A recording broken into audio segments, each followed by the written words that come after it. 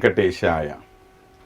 श्री वेंकटेश्वरा भक्ति चैनल के दर्शकों को सादर स्वागत प्रकट करते हुए महाभक्तिन तरिगोंड वेंगमांबा की जीवनी, उनकी रचनाएं और भगवान बालाजी के प्रति उनकी अनन्य भक्ति के बारे में हम थोड़ी सी जानकारी प्राप्त करने का प्रयत्न कर रहे हैं।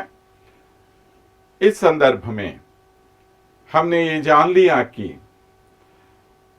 कुछ लोगों की कपोल कल्पित कथाओं के कारण वेंगमांबा जी को तिरुमल क्षेत्र छोड़ना पड़ा। वहां से चली जाकर वह तुम्बुरु कोना, पांडव गुहा ऐसे प्रांतों में, मैंने जो जंगलों में थे उन प्रांतों में रहने लगी। लेकिन प्रभु जी को तो मालूम है कौन उनके सही भक्त हैं, कौन झूठे भक्त हैं। तो प्रभु जी ने उन्हें तो नहीं छोड़ा। यहां पर वेंगमांबा को प्रभु जी की सेवा को छोड़ना पड़ा। लेकिन हर दिन प्रभु जी को जो भी नैवेद्य चढ़ाया जाता था, उस नैवेद्य में से आधा भाग वहां गायब हो जाता था। और तुम्बुरु कोना में रहने वाले तरिगोंड वेंगमांबा के आश्रम में वो पहुंच जाता था। तो थोड़ा सा प्रसाद वेंगमांबा स्वयं लेती थी और वहां के जो भी भिखारी या अनाथ बच्चे होते हैं उन सबको वो प्रसाद खिलाती थी। यहां प्रभु की सेवा में लगे हुए अर्चक स्वामियों को समझ में नहीं आया ये आधा प्रसाद कहां जा रहा है। तो कुछ दिनों के बाद उनको मालूम हो गया कि ये तरिगोंड वेंगमांबा जो जंगल में रहती हैं वो हर दिन कुछ लोगों को खाना खिला रही हैं। तो उसको इतना खाना कहां से आ रहा है। तो उन्होंने सोच लिया कहीं ये वेंगमांबा किसी रहस्य मार्ग से आकर स्वामी जी का ये प्रसाद चुराकर वहां पर ले जाती थी और लोगों को बंटवा रही हैं, ऐसा उन्होंने सोच लिया। तो पहले से ही ईर्ष्यालु थे ये सभी वेंगमांबा जी से। तो उन्होंने सोच लिया किसी भी तरह हमें ये जांचना चाहिए कि ये वास्तव में कोई भक्तिन है या धोखेबाज है ये। तो उन्होंने क्या किया, उसकी परीक्षा करने के लिए एक दिन उनको बुलाया कि आज आप आके प्रभु जी का दर्शन कर लें। तो वेंगमांबा जी बहुत खुश हो गई। उन्होंने सोचा कम से कम आखिर मुझे आज प्रभु जी के दर्शन का सौभाग्य प्राप्त हो गया। उन्होंने ये नहीं सोचा कि ये लोग मुझे परीक्षा करने के लिए बुला रहे हैं, क्योंकि वो प्रभु की सेवा में हमेशा इस प्रकार तत्पर रहने वाली औरत है। तो वो चली वहां पर।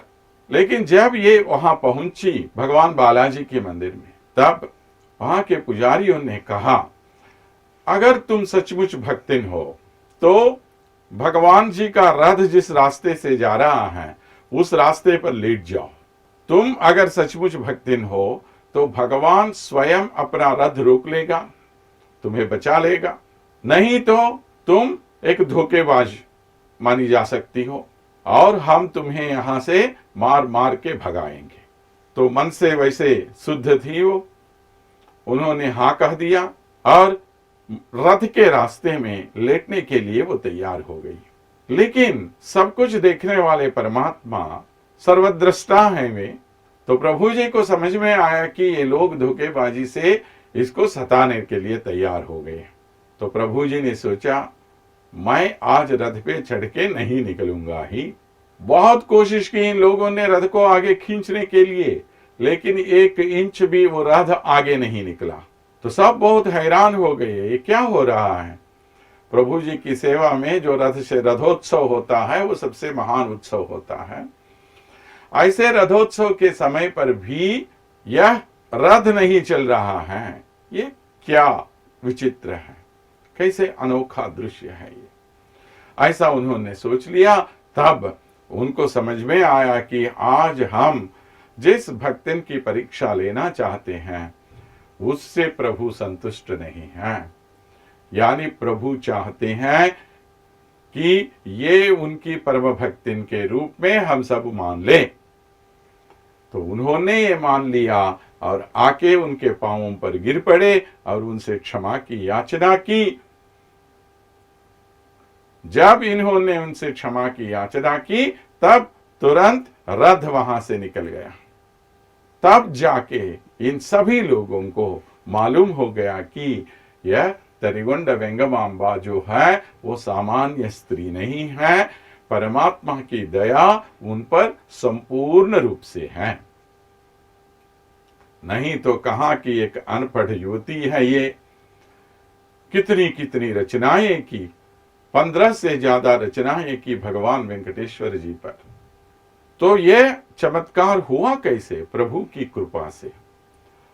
अगर प्रभु जी की कृपा उन पर नहीं हो तो क्या एक अनपढ़ युवती इस प्रकार लिख सकती है?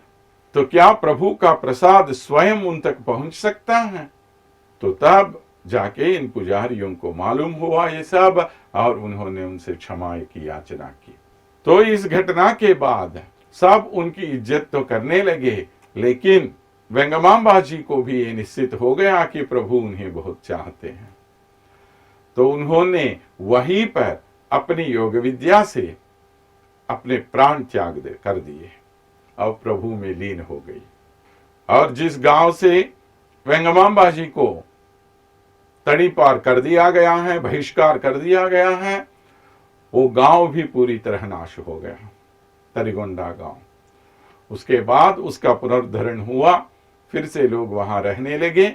वो सब बाद के बाद, क्योंकि उन लोगों को भी समझ में आया कि वो परमात्मा की बहुत बड़ी भक्तिन है। इन लोगों को जब समझ में आया तब से जाके इस गांव का पुनर्निर्माण होने लगा। तो इस प्रकार वेंगमांबा जी के जीवन में बहुत सारी ऐसी घटनाएं घटी जिनके कारण वेंगमांबा जी का उनकी भक्ति और उनकी निष्ठा सबको मालूम हो गई। तो ऐसी माता जी ने जिन जिन ग्रंथों की रचना की, उन ग्रंथों की विशेषता और उसमें उनकी भक्ति तत्परता आदि सभी विषय जानने की कोशिश भी हम करेंगे। पहले वेंगमांबा जी ने जो रचना की वो है तरिगुंड नृसिंह शतक। माने जिस तरिगुंड गांव से ये है, जहां से आई है, वहां पर जिस नृसिंह स्वामी के मंदिर का निर्माण इनके पूर्वजों ने किया है, वहां के प्रभु नृसिंह स्वामी की स्तुति में इन्होंने एक शतक लिखा। इसमें 103 पद्य है और इसका मुकुट है तरिगुंड नृसिंह दयापयोनिधि। यानी हर एक पद्य के अंत में ये रहता है तरिगुंड नृसिंह दयापयोनिधि। इस ग्रंथ के जरिए वेंगमांबा जी ने भगवान के श्री चरणों में अपना जीवन समर्पण करने का प्रयास किया। वह कहती हैं, अतुलितमैन मी पदविनंदुदलंचि विशाल भक्ति चे వితరణ గాను మీరి పుడువేట్కను వకులనిచ్చినంతలో శతకముగాను చెప్పెదను సద్గురు స్వామి కటాక్షమెత్పడన్ కుతుకము మిరగాను తరిగొండ నృసింహ दयापयोनिधि। हे प्रभु, आपकी जो शोभा है वो अनुपमान है, अतुलित है, किसी से उसकी तुलना हम नहीं कर सकते। आपने जो भी कहा मेरे बारे में, अगर मैं उसको अपने आचरण में ले लूं तो मुझे सिर्फ ये समझ में आता है कि आपकी कृपा के लिए मैं आपकी स्तुति में एक शतक लिखूं। माने प्रभु की आज्ञा से ही उन्होंने इस शतक की रचना की, ऐसा उन्होंने स्पष्ट कर दिया है। तरिगुंड वेंगमांबा की जो भक्ति है वह भक्ति पूरी तरह इसमें प्रस्फुटित होता है। మరిగితి నీ పదబ్జములు మానసమందు ఎడబాయ జలకన్ గరిమన భానుడొచ్చుటకు గరిమన భానుదొచ్చుటకు కంజములెల్లనపేక్షజేయు నా కరణిని నీవు వచ్చుటకు గట్టిగా నా హృదయాభుజంబు మేల్గురుతుగా గురునయ్య తరిగొండ నృసింహ दयापयोनिधि।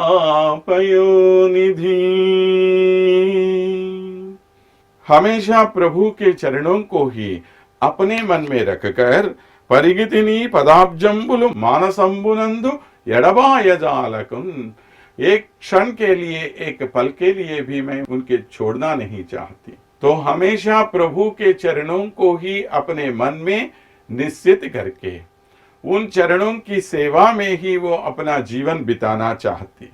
घरिमनु भानुरొచ్చుటకు కంజములెల్లనపేక్షజేయు నా కరణిని నీవు వచ్చుటకు गट्टिगा ना हृदयांबुजंबु मेल गुरुतुगा गुरुनैया। तो मैं हमेशा यही चाहती हूं कि आपके श्री चरणों के चिन्ह हमेशा मेरे मन रूपी इस पीठ पर रहे।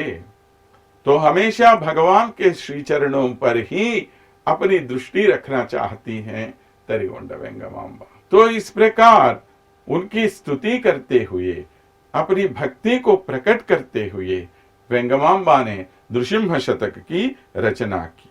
तरह तरह के भक्ति मार्ग हमें बताए गए हैं। श्रवणम, कीर्तनम, स्मरणम, पादसेवनम, अर्चनम, वंदनम, ध्यानम, सख्यम, आत्मनिवेदनम। इस प्रकार के जो नवविधि भक्ति मार्ग हैं, हर एक विधि का भक्ति यहाँ पर यानी नृसिंह शतक में हमें दिखाई देता है। तरह तरह रीतियों में भगवान की सेवा करना ही उन्होंने अपने जीवन का एकमात्र लक्ष्य समझा। भगवान जी गीता में कहते हैं, जो लोग मेरे पास आते हैं वे 4 प्रकार के लोग हैं। कौन कौन हैं? आर्तः, जिज्ञासु, अर्धार्थी, ज्ञानी च। भगवान कहते हैं जो मुसीबतों में फंसा हुआ है वो मेरे पास आता है, प्रभु मुझे इन कष्टों से दूर करो। तो एक प्रकार के भक्त ऐसे होते हैं। और होते हैं जिज्ञासु, अरे हे भगवान है कौन? क्या सचमुच ये भगवान इतना महान है? क्या भगवान ने ही सारे संसार की सृष्टि की? क्या वही हमारी रक्षा करता है? क्या वही हमारा लय करता है?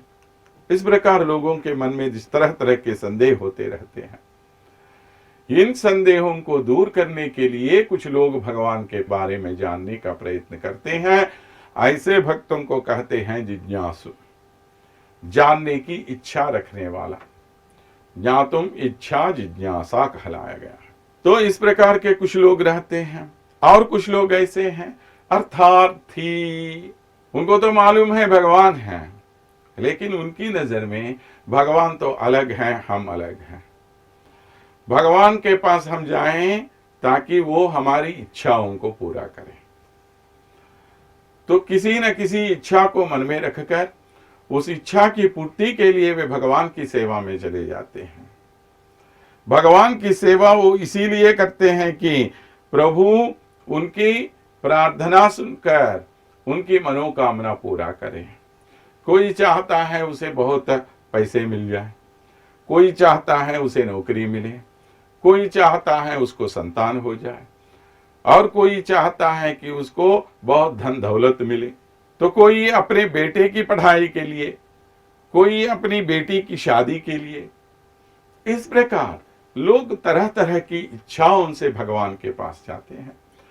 अधिकतर लोग इसी प्रकार के रहते हैं, माने किसी न किसी उद्देश्य को मन में रखकर भगवान की सेवा करना ही उसे उनके लिए परम भाग्य, परम सौभाग्य मानकर भगवान की सेवा करने में तत्पर रहते हैं। और चौथा है ज्ञानी। ये ज्ञानी लोग वे हैं जो भगवान को अपने गुरु मानकर भगवान के बताए गए रास्ते पर आगे चलकर भगवान से संबंधित कई अन्य विषय जानने की कोशिश करने वाले जो लोग होते हैं वे ज्ञानी होते हैं। इनमें किसी प्रकार की स्वार्थ भावना नहीं रहती। वे अपनी इच्छाओं की पूर्ति के लिए भगवान के पास नहीं चले जाते। भगवान के पास इसके लिए पहुंचते हैं कि वे भगवान की शोभा के बारे में जानना चाहते, भगवान की महत्ता के बारे में जानने की इच्छा रखते हैं। तो ऐसे लोग जो हैं, ये ज्ञानी लोग कहलाए गए हैं। ये ज्ञानी लोग सबसे उत्तम भक्त कहलाए गए हैं। तो वेंगमांबा जी को भी इस प्रकार की ज्ञानी भक्तियों के उनकी श्रेणी में हम गिन सकते हैं, क्योंकि उसके लिए भी कोई अपनी लौकिक इच्छा नहीं है। उसका एकमात्र लक्ष्य, एकमात्र उद्देश्य भगवान के बारे में जानना और भगवान की सेवा करना, भगवान को संतुष्ट करना। इसी उद्देश्य से ही वह भगवान के पास पहुंची और किसी उद्देश्य से नहीं गई वो। इसके लिए हम वेंगमांबा को ज्ञानी भक्त कवियों में गिन सकते हैं। उसने भगवान को ही अपना गुरु मान लिया है। वैसे तो सुब्रमण्य दीक्षित उनके गुरु जी थे, फिर भी भगवान को ही उन्होंने अपना गुरु मान लिया। गुरु न कुनीकु अभेद मुलुकोरि पठिंचितिनंचु चितमंदु अरयग कोपमुन वलदु अंबुज बांधव सोमनेत्र नी करुणनु నిన్ను నెడపొడకంచితి నేను ఇక అనుమానమేల మద్గురుడవు నీవే కావ తరిగొండం నృసింహ दयापयोनिधि। हे प्रभु, क्या तुम्हें ऐसा लगा कि मेरा गुरु अलग है और तुम अलग हो? मैंने किसी किसी प्रथा के अनुसार कोई गुरु को महत्वपूर्ण स्थान देते हैं तो कोई भगवान को महत्वपूर्ण स्थान देते हैं। वैसे तो ये गुरु जी को भी महत्वपूर्ण स्थान देती ही है, फिर भी भगवान को कम नजर से नहीं देखती और उनके नजर में भगवान ही उनके असली गुरु हैं। तो इस प्रकार मैंने तुम ही को अपना गुरु मान लिया है और कोई मेरा गुरु नहीं हो सकता। प्रभु, क्या तुम्हें गुस्सा आ गया कि मैंने और किसी को अपना गुरु मान लिया? नहीं नहीं नहीं नहीं, ऐसा कुछ भी नहीं है। सभी रीतियों से मेरे परम गुरु सिर्फ आप ही हो, आपके अलावा कोई मेरा गुरु है ही नहीं। इस प्रकार उन्होंने भगवान को ही अपना गुरु मान लिया और उनकी सेवा में ही उसने अपना जीवन बिताया। तो इस नृसिंह शतक में और भी कई तरह के विषय ऐसे दिखाई देता है, खासकर वेदांत संबंधी विषय, यानी आत्मा से संबंधित है, परमात्मा से संबंधित है, जीव से संबंधित है, सद्गुरु महिमा, सांसारिक बंधनों से वैराग्य, वेदांत शतक आदि सब प्रकार के लक्षण इसमें दिखाई देते हैं। तो इस दृष्टि से अगर हम देखेंगे तो वेंगमांबा जी का ये नृसिंह शतक जो है यह वेदांत शतकों के अंदर गिनाया जा सकता है। तो वेदांत सबसे उत्तम ज्ञान माना जाता है। भगवान से संबंधित जो भी ज्ञान है वो उत्तमोत्तम ज्ञान माना जाता है।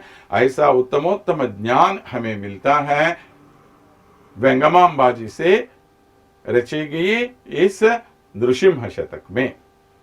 तो उस वेदांत के बारे में और अन्य कई विषयों के बारे में आगे हम जान लेंगे। तब तक के लिए स्वस्ति बोल देते हैं।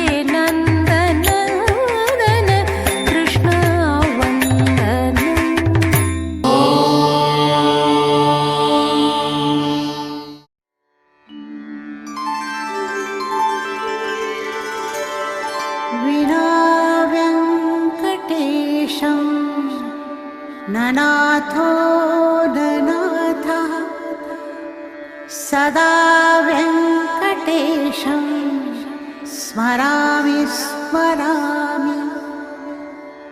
हरे वेङ्कटेश प्रसीद प्रसीद।